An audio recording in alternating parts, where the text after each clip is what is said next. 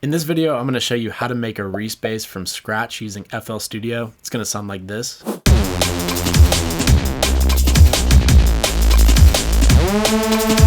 What's up, my producer friends? It's David with another monsterproductions.com. Today we're back with another video in my GMS sound design series that I've been putting out. And today we're going to be making a Reese bass sound, which if you don't know what this is, it's a very iconic sound that you hear in a lot of drum and bass music. And recently I've been working on this project, which I can't really give too much information about, but basically I'm going to be putting together a GMS preset pack, and it's going to be a lot of essential sounds that you hear in a lot of different types of music. This is definitely a sound that I wanted to include in the preset pack, and I thought it would be good to make a video on it to show you how I went about making this particular sound. Let's get straight into it.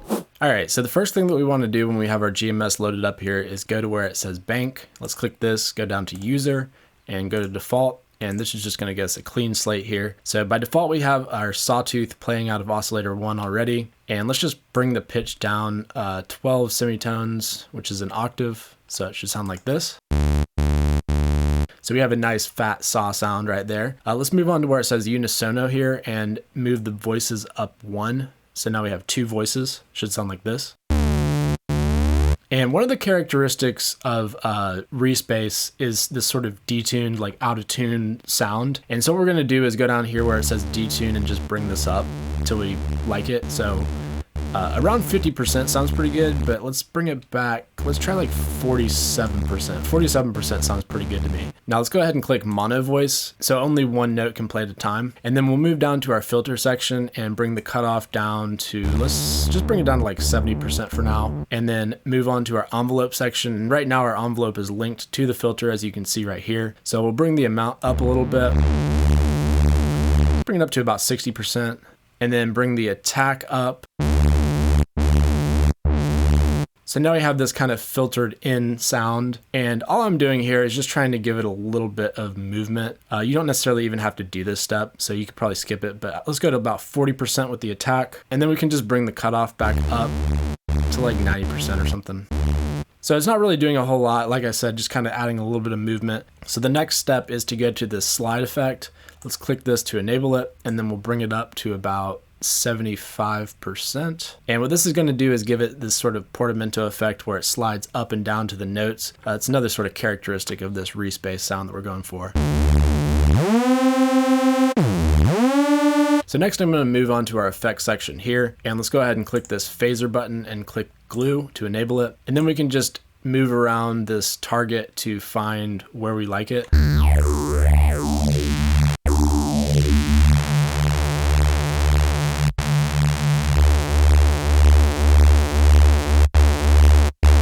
So right around there sounds pretty good to me right now, and we can always go back and change this later if we want. So let's move on to our EQ section, which is right here. We can get there by clicking this button. Let's click enable. Our low looks pretty good where it is. We have a pretty nice fundamental bass tone going on. So let's move on to our semi and bring this up a little bit. That sounds pretty good. Let's move on to our middle. Sounds good. Treble. Starting to sound really nice. High.